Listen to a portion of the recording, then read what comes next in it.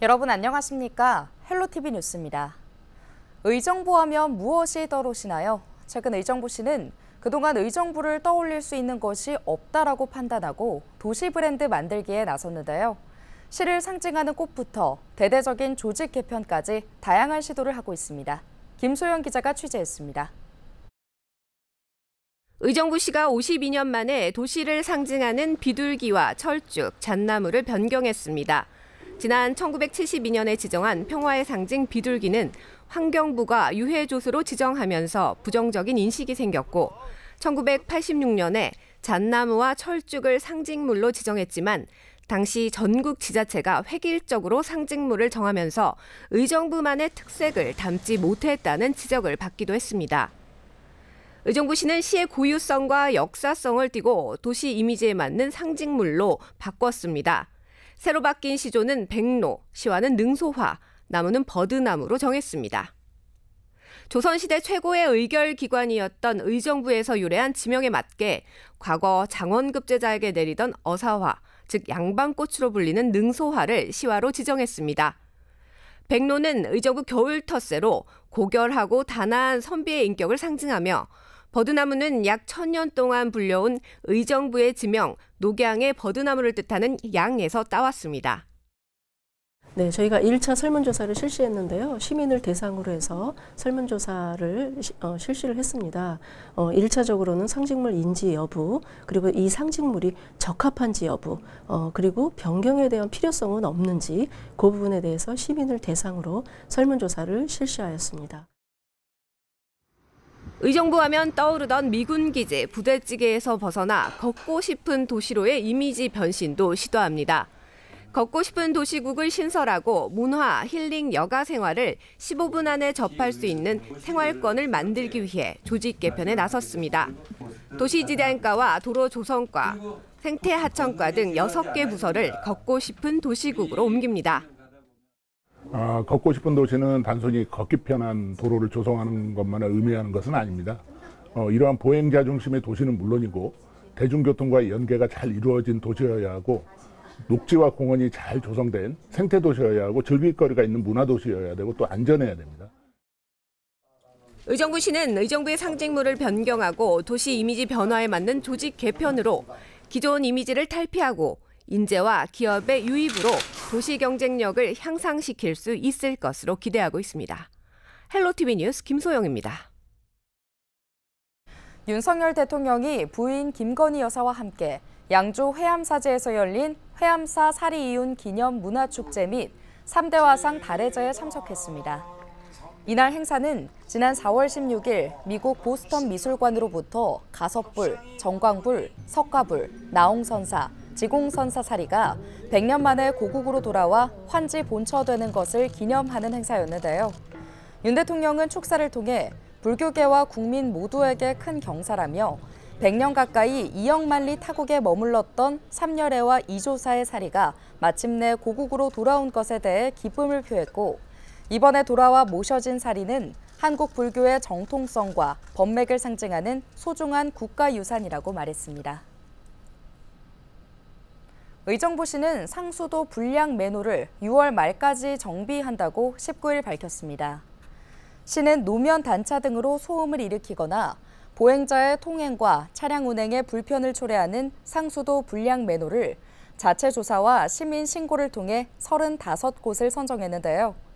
특히 공사로 인한 먼지 소음 및 도로 포장면의 불필요한 파손을 최소화할 수 있는 신기술 공법을 적용할 예정입니다.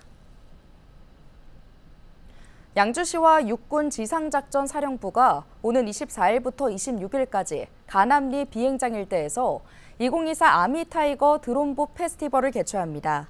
시와 군은 지난 2021년부터 매년 첨단 전투 장비를 국민들에게 소개하는 한편 관련 국내 산업 활성화를 위해 드론봇 페스티벌을 진행하고 있는데요. 헬기와 장갑차 등 첨단 전투 장비를 만나볼 수 있을 뿐만 아니라 탑승 체험도 할 수 있습니다. 특히 육군항공 축하 비행과 블랙 이글스 에어쇼, 드론 라이트쇼 등 다양한 볼거리도 함께합니다.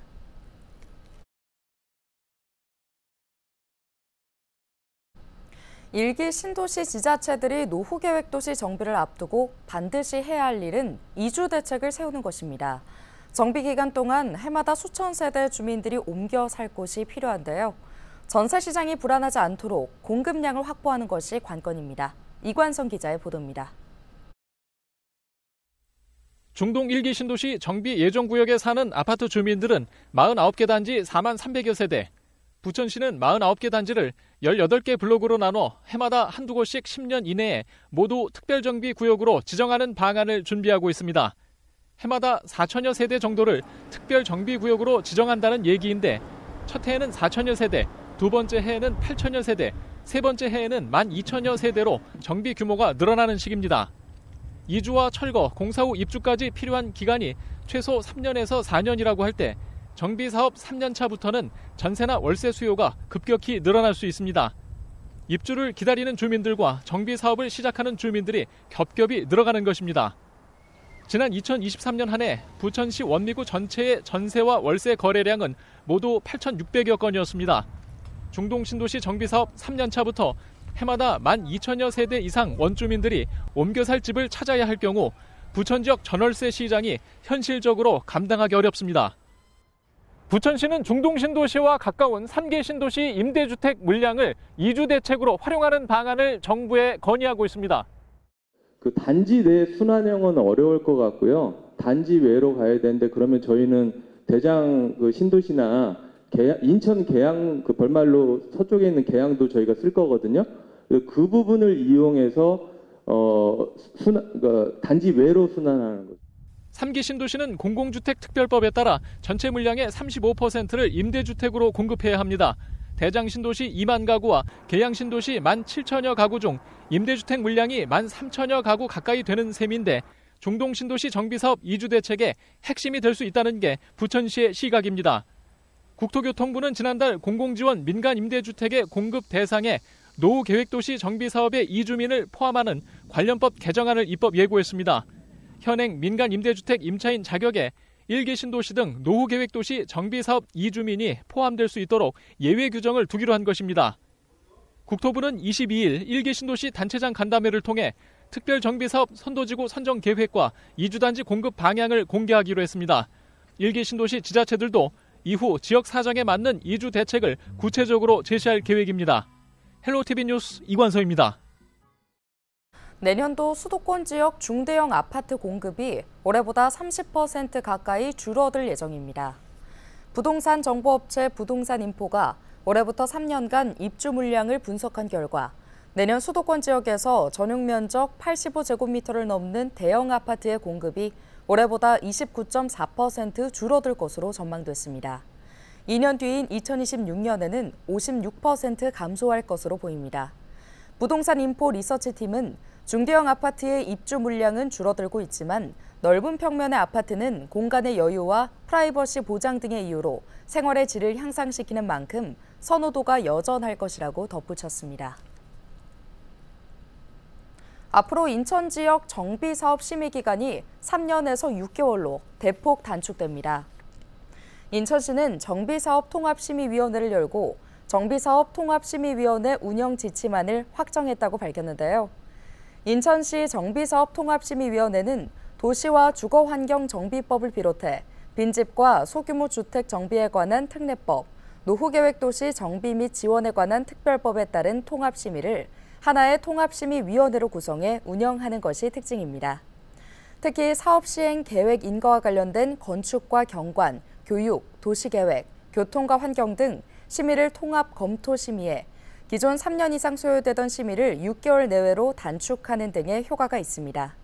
시는 위원회를 수시 운영할 계획이며 통합심의는 각 군구별 정비사업 담당 부서에서 신청할 수 있습니다. 김동연 경기도지사는 지난 6일부터 11박 13일간 미국과 캐나다 등 2개국, 4개 주, 7개 주요 도시를 방문했습니다. 김동연 지사는 이번 방문 기간 미국에서 캘리포니아주 세크라멘토, 샌프란시스코, 샌디에이고, LA 등 많은 도시를 들러 1조 4천억 원에 이르는 해외 투자 유치와 북미 서부 지역 4개 주와의 교류 협력을 완료했는데요. 김동연 지사는 미국과 캐나다 서부 지역은 기후변화에 있어서 국제적으로도 가장 관심이 많고 가장 앞선 기술을 갖고 있는 곳이라며 대한민국에서 기후변화에 가장 적극적인 경기도는 이들과 함께 기후변화에 있어서 기술 협력 등의 기반을 만들었다고 평가했습니다. 경기도는 생후 만 24에서 48개월 미만 아동을 돌보는 사촌인의 친인척 또는 이웃 주민에게 지급하는 경기형 가족돌봄 수당 신청을 다음 달 3일부터 접수합니다.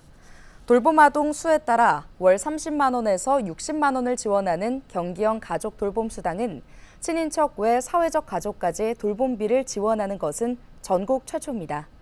대상은 사전 협의된 포천, 동두천, 연천 등 13개 시군 내 대한민국 국적자로 양육자와 아동이 주민등록상 경기도 거주자여야 하며 맞벌이 등 양육 공백이 발생한 가정으로 소득 제한은 없습니다. 인천시가 올해 소상공인을 대상으로 350억 원 규모의 특례 보증을 시행합니다. 지원 대상은 청년 창업 특례 보증의 경우 인천에 사업장을 둔 39세 이하 청년 소상공인 중 창업 후 5년 이내 기업인데요. 업체당 최대 3천만 원을 지원받을 수 있으며 연 1.5%의 이자 비용을 3년간 시에서 지원합니다.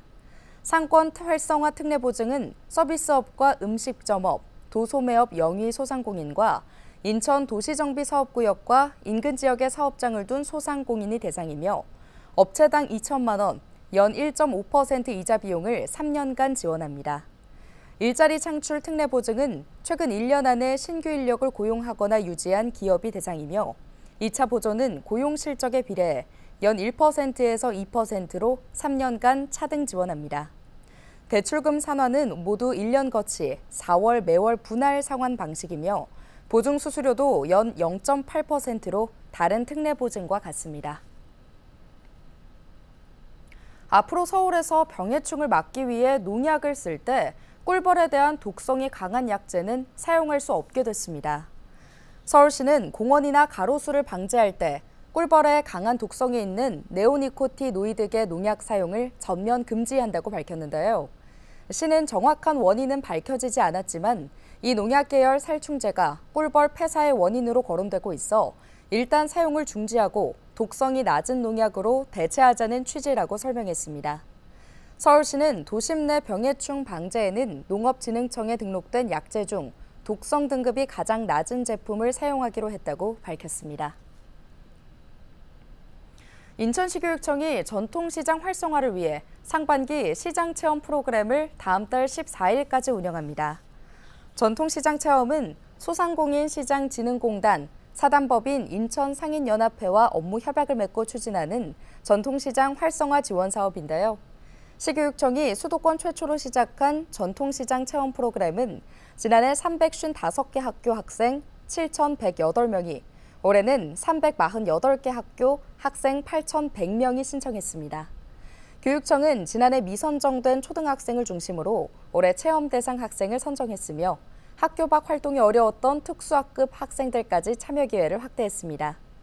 미선정된 학생 6천여 명에게는 장바구니를 제작 배포해 전통시장을 체험하도록 안내했고 인천 상인연합회를 중심으로 인천 26개 전통시장 상인들이 체험활동에 함께할 예정입니다.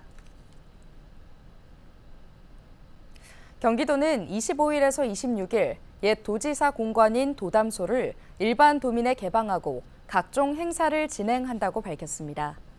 25일에는 잔디마당에서 자전거를 탄 풍경, 기회소득 예술인 및 장애예술인 버스킹 공연, 경기도 홍보대사 옹알스 공연이 펼쳐집니다.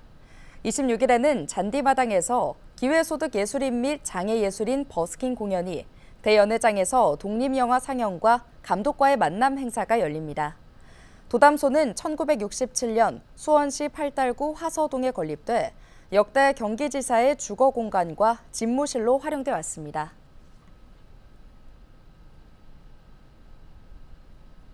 오늘 준비한 소식은 여기까지입니다. 함께해 주신 여러분 고맙습니다.